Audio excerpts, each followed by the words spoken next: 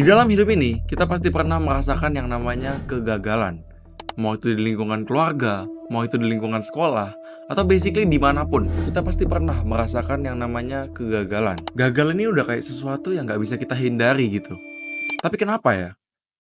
Hai, gue Arkana. Gue adalah seorang mahasiswa ilmu komunikasi yang suka sharing.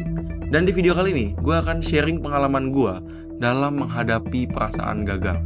Dari yang gue identifikasi, rasa gagal itu terjadi ketika kita ngeset suatu goals atau suatu ekspektasi, tapi dalam perjalanan dan prosesnya kita menuju ke sana, ternyata belum nyampe nih. Nah, jadi perasaan gagal itu semua soal perspektif atau cara sudut pandang kita. Lu harus tahu ya, yang namanya perasaan itu semuanya subjektif atau kembali lagi ke diri sendiri. Jadi, lu semua harus tahu gimana cara handle perasaan tersebut. Gue coba kasih contoh pakai pengalaman gue sendiri yang udah gue lewatin ya. Dulu si Arkana kecil, sekitaran tahun 2018-2019, itu dia gendut. Dia sampai diceng-cengin sama teman-teman sekolahnya karena dia gendut. Akhirnya dia punya keinginan untuk diet supaya bisa kurus. Dia start olahraga rutin, dia start jaga makan. Dan singkat cerita setelah sebulan dia pergi ke depan kaca dan dia lihat ternyata belum ada progres yang signifikan. Nah, dari sini si Arkana kecil itu punya dua perspektif yang bisa dia pilih. Yang pertama, perspektif bahwa dia gagal sehingga dia menyerah. Atau yang kedua, dia bisa lihat ini dari sisi positifnya. Emang apa sisi positifnya? Oh, ternyata gue udah belajar habit baru. Oh, ternyata gue tahu nih lifestyle yang sehat gimana. Oh, pengetahuan gue udah lebih bertambah dari sebelum gue diet. Jadi, semuanya itu pasti bisa dilihat dari sisi positifnya kalau lu mau. Nah, dengan perspektif yang kedua ini, Arkana kecil itu most likely tidak akan menyerah. Karena apa? Karena dia fokus pada dirinya sendiri. Dia fokus pada pelajaran-pelajarannya. Dia fokus pada improvement yang bisa dia lakukan dari kesalahan-kesalahannya. Kalau lo udah biasa melihat segala hal dengan perspektif seperti ini, lo juga akan terbiasa melihat suatu masalah, kegagalan, kesalahan menjadi sebuah pelajaran yang berharga. Keep in mind bahwa selama lo udah lebih baik dari lo yang kemarin, lu udah menang. Jadi ini gimana caranya lu tinggal shift sedikit perspektif lu mengenai apa yang biasanya lu anggap sebagai kegagalan menjadi sebuah pelajaran. Disclaimer keras ya, ini gue bukan ngajarin lu untuk jadi orang yang delusional. Enggak. Realistis itu wajib dan memang benar di dunia yang kejam ini, orang gak ada yang peduli sama proses lu. Most likely semuanya akan peduli dengan value dan hasil yang lu tawarkan. Gak ada yang peduli sama proses lu.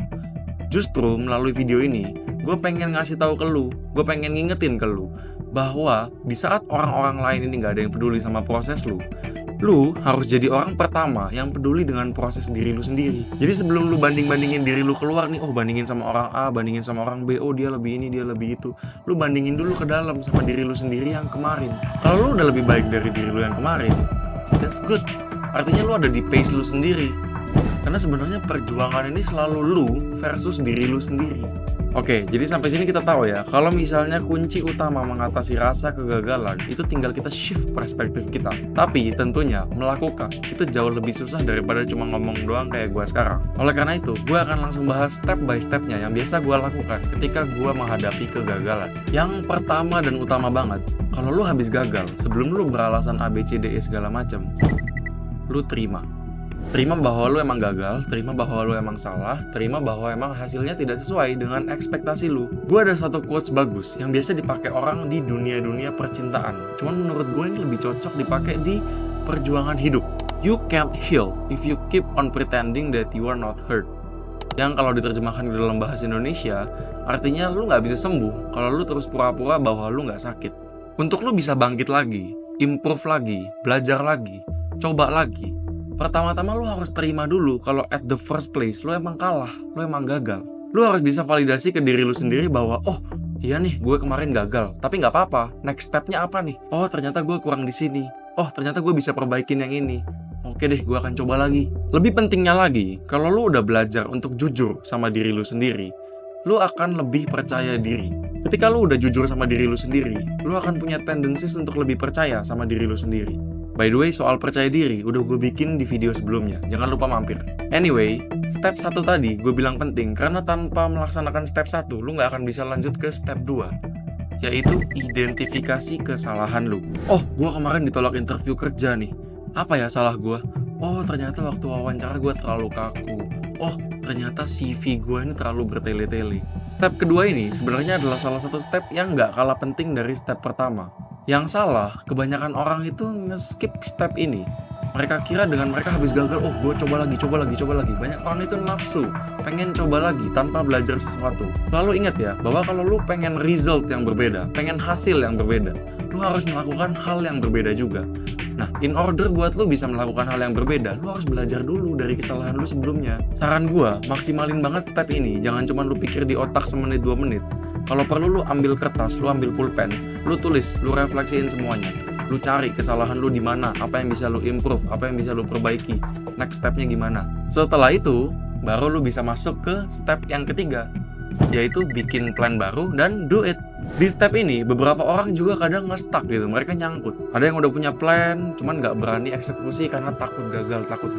Gua kasih tahu ya, gagal itu adalah suatu hal yang pasti. Lu nggak akan pernah bisa ngehindarin kegagalan. Kalau lu nggak gagal, lu nggak akan belajar. Semua orang hebat yang punya impact besar di hidup ini itu pasti pernah gagal. Lu cari deh daftar orang sukses yang gak pernah gagal. Gak ada. Justru kegagalan itu ngebentuk kita supaya kita bisa jadi orang yang kuat dan tangguh. Jadi jangan sampai lu berhenti cuman karena lu takut sama kegagalan. Di saat lu takut untuk melakukan sesuatu, justru itu adalah waktu yang tepat untuk lu lompat dan beneran coba. Kalau enggak, lu akan stay di tempat yang sama. Lu gak akan kemana-mana. Gue selalu percaya ya bahwa rasa penyesalan itu akan jauh lebih menyakitkan dibanding rasa kegagalan. Jadi ketika lu punya visi yang besar, mimpi yang besar, dan lu pengen kubur itu dalam-dalam cuman karena lu takut gagal, percaya sama gua, itu nggak bener-bener terkubur. Itu cuman akan bangkit di masa tua lu dalam bentuk penyesalan. Dan gak ada yang bisa ngalahin rasa sakitnya penyesalan. Jadi, kalau lu udah punya plan, kalau lu pengen bikin bisnis ini, pengen bikin itu, segala macam terobosan, apa yang semua udah lu pikirin ini, lu lakuin. Jangan cuman lu planning terus lu tunda-tunda karena lu takut gagal. Gak worth it. Ingat-ingat terus bahwa setiap lu gagal itu bukan akhir dari segalanya. Ini banyak banget yang salah di society ini ya. Banyak orang nganggep ketika lu gagal itu adalah kondisi yang udah mutlak gitu, gak bisa diubah lagi. Padahal enggak. Lu habis gagal, lu belajar, lu lakuin lagi. Lu gagal, belajar, coba lagi. Gagal, belajar, coba lagi. Emang siklusnya seperti itu. Well, dengan lu shift sedikit perspektif lu tentang apa itu kegagalan, gue yakin itu bisa jadi pelajaran yang sangat berharga. Selama perspektif lu terus-terusan ngelihat suatu hal dari sisi yang negatif, gue yakin lu gak akan bisa dapat hidup yang positif. Kebalikannya, dengan perspektif dan pikiran yang positif, gue yakin lu akan bisa menumbuhkan hal-hal positif lainnya di hidup lu. Oleh karena itu, start berpikir positif dan jangan nyerah. Thank you.